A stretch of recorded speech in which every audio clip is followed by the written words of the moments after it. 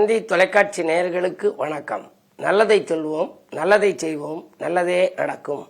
இன்று 23/6/2026 செவ்வாய்க்கிழமை, அஸ்தம் நட்சத்திரம் மாலை 4:28 வரை, பிறகு சித்திரை.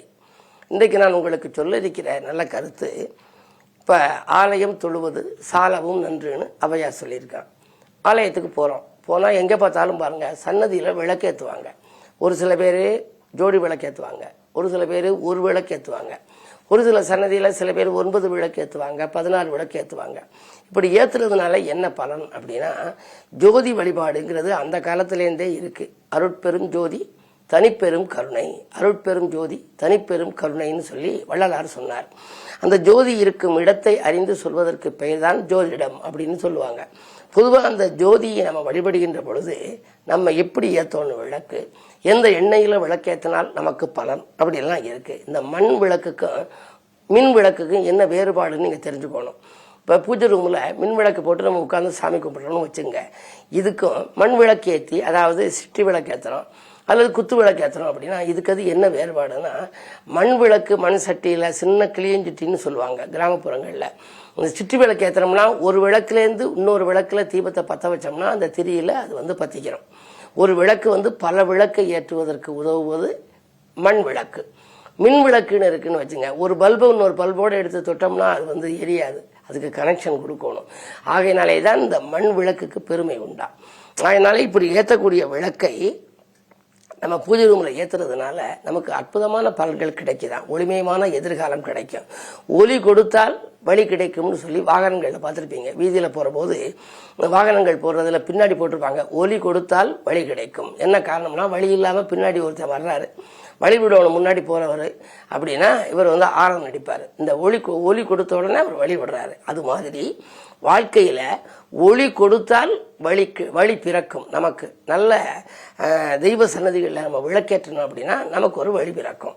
ஆகையினாலே தான் ஒரு பாடல் உண்டு, கோபத்தை குறைப்பதனால் பலன்கள் உண்டு. எப்போவுமே கோபத்தை குறைக்கணும்.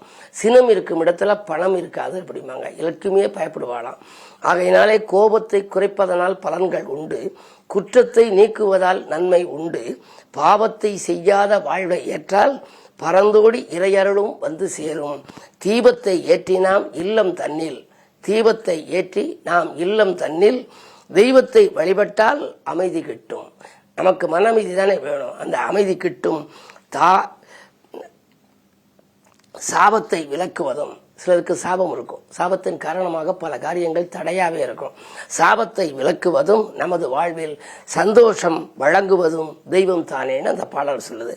ஆக நமக்கு சந்தோஷம் வரணும், சாபங்கள் விலகணும், நல்ல தோஷங்கள் அகலணும் அப்படின்னா நம்ம விளக்கேற்றி வைத்து வழிபட வேண்டும். எந்த விளக்கை எந்த எண்ணெய் ஊற்றி நாம் ஏற்ற வேண்டும், எந்த இடத்தில் ஏற்ற வேண்டும், எத்தனை விளக்குகள் ஏற்றுவது பலன் அப்படிங்கிறத பற்றியெல்லாம் உங்களுக்கு தொடர்ந்து இந்த தந்தி தொலைக்காட்சியிலே சொல்வேன் என்று சொல்லி இன்றைய ராசி பலன்களை இப்பொழுது உங்களுக்கு வழங்கப் போகின்றேன்.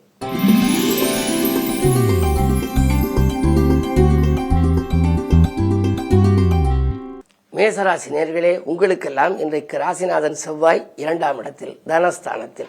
பொதுவாக 2ஆம் இடம் வலுப்பெற்றிருந்தாலே பொருளாதார நிலை திருப்தியாக இருக்கும். எனவே இன்றைக்கு நீங்கள் பணவரவு திருப்தியாக இருக்கும் காரணத்தால் இதை செய்வோமா அதை செய்வோமா என்றெல்லாம் சிந்திப்பீர்கள்.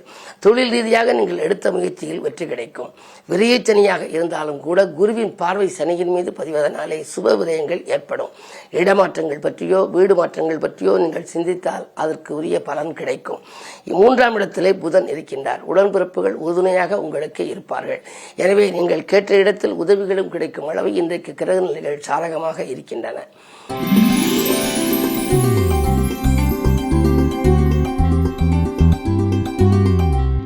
ரிஷபராசினியர்களே, உங்களுக்கு விரையாதிபதி செவ்வாய் ராசியில், ஆனால் தனாதிபதி புதன் தனஸ்தானத்தில்.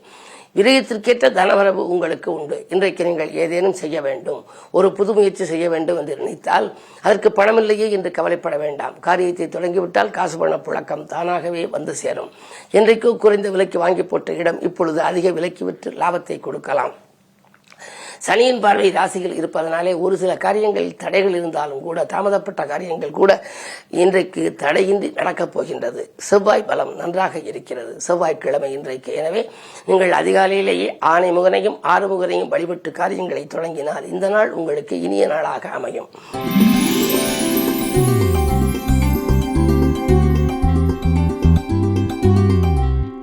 மிதுன ராசி நேயர்களே, உங்களுக்கு புத ஆதித்ய யோகம். எதையும் நீங்கள் சிந்தித்து செய்தாலும் கூட உங்களுக்கு வெற்றி மீது வெற்றி வந்து கொண்டே இருக்கும்.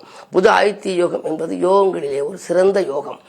அரசு வழியில் சலுகைகள் கிடைக்கலாம். கல்விக்காக எடுத்த முயற்சிகள் கைகூடும்.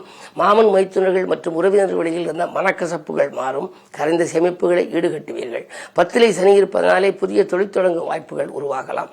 எனவே உங்களுக்கு இன்று இனிய நாள், யோகமான நாள்.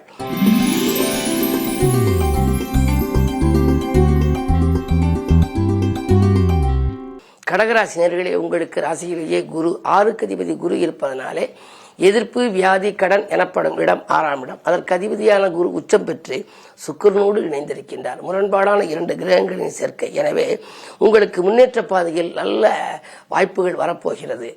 நடக்காத காரியங்கள் எல்லாம் இன்று நடைபெறக்கூடிய யோகம். அது மட்டுமல்ல, பிள்ளைகள் வழியில் உங்களுக்கு பெருமைகள் சேரும். பிள்ளைகளின் கல்யாண கனவுகளை நனவாக்க முயற்சித்தாலும் சரி, கடல் தாண்டி சென்று அவர்கள் படிக்க நினைத்தாலும் சரி, அவர்களுக்கு வேலை வாய்ப்புக்காக நீங்கள் ஏதேனும் முயன்றாலும் சரி, அந்த முயற்சிகளில் உங்களுக்கு வெற்றி கிடைக்கும். விலை உயர்ந்த பொருட்களை வாங்குவதிலே அதிக ஆர்வம் காட்டுவீர்கள். நூதன பொருள் சேர்க்கை உண்டு. இன்று மாலை உங்களுக்கு மகிழ்ச்சி பயணமும் ஏற்படும்.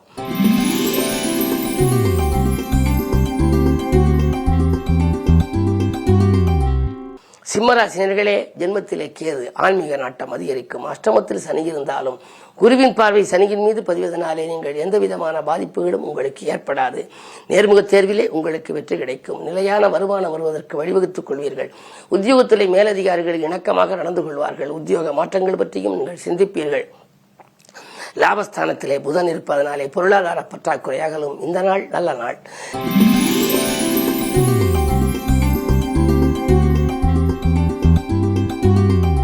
கன்னிராசி நேயர்களே, உங்களுக்கு ராசியிலேயே லாபாதிபதி சந்திரன். எனவே லாபம் சிறப்பாக இருக்கின்றது.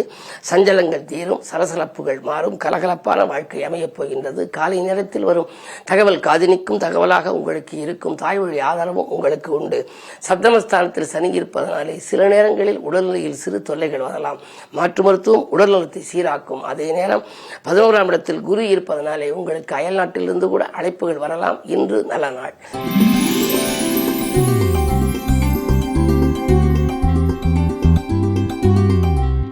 துலாம் ராசினியர்களே, உங்களுக்கு 10லே குரு இருப்பதனாலே இடமாற்றங்கள், வீடு மாற்றங்கள், பயணங்களாலே உங்களுக்கு பலன்கள், பணவரவு வராமல் இருந்தது இன்று வரக்கூடிய வாய்ப்பு போன்றவைகள் எல்லாம் கிடைக்கும். பொதுவாக அஷ்டமத்தில் செவ்வாய் இருப்பதனாலே அலைச்சல் கொஞ்சம் அதிகரிக்கலாம். ஒரு காரியத்தை 1க்கு 2 முறை அலைய நேரிடும். இருந்தாலும் முடிவிலே வெற்றி கிடைக்கும். பஞ்சமஸ்தானத்தில் ராகு இருப்பதால் பிள்ளைகளை பொறுத்தவரை அவர்களுக்கு ஏதேனும் சுபகாரியங்கள் நடைபெறாமல் இருந்தால் நீண்ட நாட்களாக தடைப்பட்ட காரியம் இன்று நடைபெறலாம். குருவின் பார்வை 2ஆம் இடத்தில் பதிவதால் குடும்ப முன்னேற்றம் திருப்தியாக இருக்கும். இந்த நாள் நல்ல நாள்.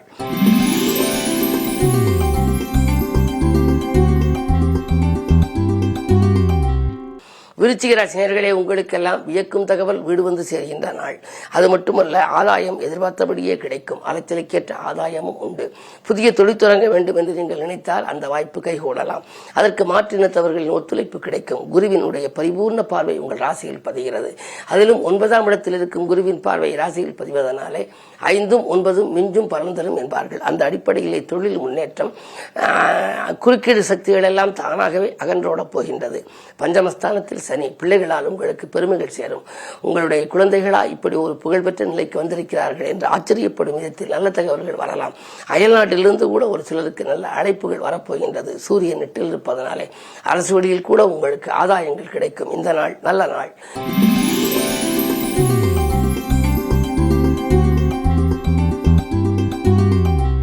தனுசு ராசி நேயர்களே, உங்களுக்கெல்லாம் இன்று இனிய நாள், யோகமான நாள்.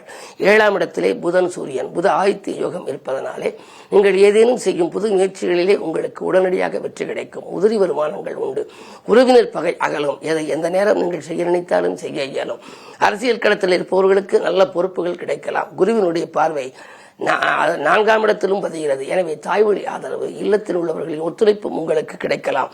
இந்த நாள் நல்ல நாள், மிகச்சிறந்த நாள், யோகமான நாள்.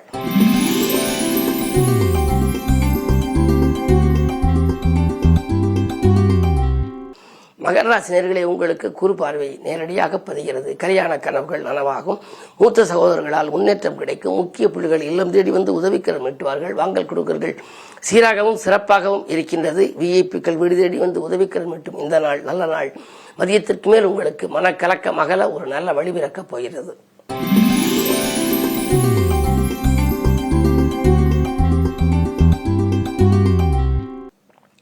கும்பராசினியர்களே, உங்களுக்கு இன்று சந்திராஷ்டமம். எதை செய்தாலும் கொஞ்சம் யோசித்து செய்ய வேண்டும். சந்திரபலம் கொஞ்சம் குறைவாக இருக்கிறது. அஷ்டமத்தில் சந்திரன் அடியெடுத்து வைத்திருக்கின்ற பொழுது ஒரு காரியத்தை 2 முறை செய்யும் சூழல் உருவாகலாம். இருந்தாலும் கூட கவலைப்பட வேண்டாம். குருவினுடைய பார்வை 2ஆம் இடத்தில் பதிவதால் போதுமான பொருளாதாரம் கடைசி நேரத்தில் வந்து சேரும்.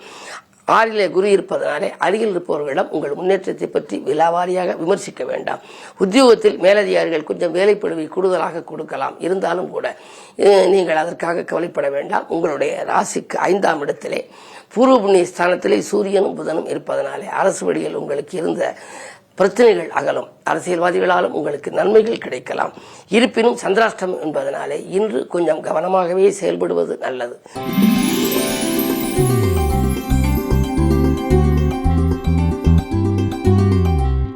மீனராசி நேயர்களே, உங்களுக்கு குருவின் பார்வை இருக்கிறது. பஞ்சம குருவின் பஞ்சமஸ்தானத்தில் இருக்கும் குரு பார்வை.